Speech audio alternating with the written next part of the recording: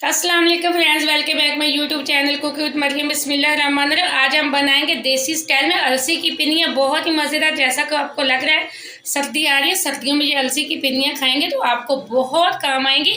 यह अलसी की पिनियाँ बनाने के लिए मैंने आधा किलो अलसी ली थी। मैंने वैसे एक गिलास के साथ इसको देख लिया कि ये कितनी है। ये 2 गिलास हुए हैं। 2 गिलास ही हम इसके अंदर गंदम का आटा डालेंगे। सबसे पहले हम अलसी को अच्छे से अलसी की कर लेंगे भुनाई। यहाँ फ्लेम को मैंने ऑन कर दिया है। लो फ्लेम पे हम इसकी अच्छे से भुनाई कर लेंगे। जब इसमें से खुशबू आनी शुरू हो जाएगी तो हमारी अलसी की भुनाई अच्छे से हो जाएगी।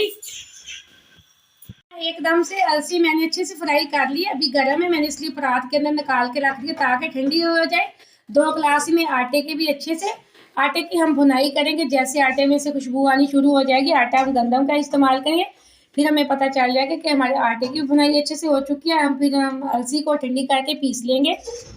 मैंने अच्छे से ठंडा कर लिया। अब हम जग के अंदर इसको पीस के इसका आटा सा बना लेंगे बारीक सा। यहाँ एकदम से आटे की भी भुनाई अच्छे से हो चुकी है। अलसी भी मैंने जग के अंदर डाल के बिल्कुल पीस के बारीक कर ली है। अब हम इसको एक कढ़ाई के अंदर डाल देते हैं दोनों चीज़ों को।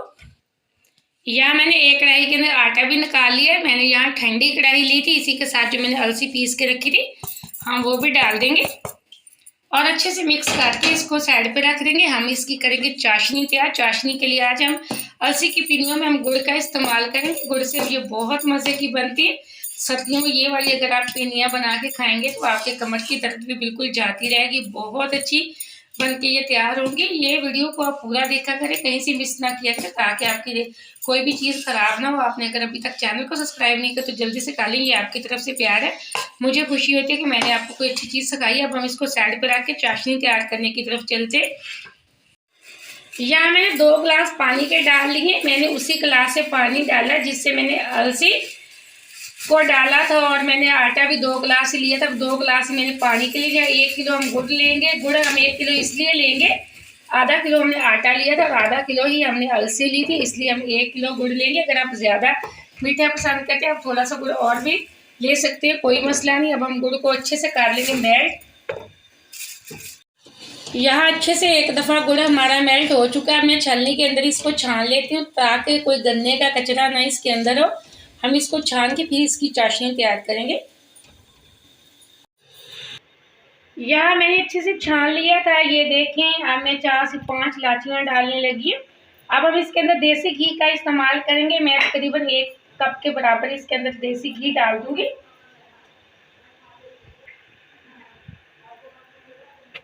यहाँ मैंने 1 कप के बराबर देसी घी डाल दिया। अब हम इसकी चाशनी तैयार करेंगे। हम इसको उस वक्त तक पकाएंगे जैसे इसमें एक तार सी बनना शुरू हो जाएगी। फिर हम इसके अंदर कुछ खुश्क मेवे डाल देंगे। यहाँ तकरीबन घी भी अच्छे से मेल्ट हो चुका है। 3 से 4 मिनट हो चुके हैं। हम इसको अभी मज़ीद और थोड़ा सा गाढ़ा करेंगे। इसी दौरान आके मेरे पास थोड़ी सी किशमिश है, वो डाल देंगे।